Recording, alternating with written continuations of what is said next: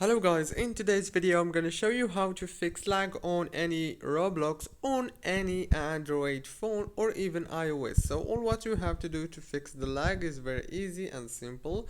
Go to any server on Roblox and then go to the top corner right here, click on Roblox settings logo and then go to the settings right here.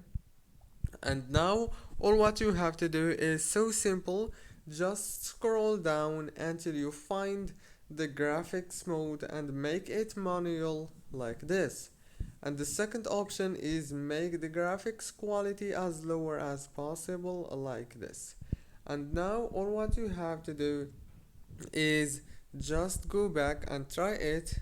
If it works, great, and if it's not, go back again to the settings. At this time make sure to disable all those three options right here and make the camera mode on classic like this.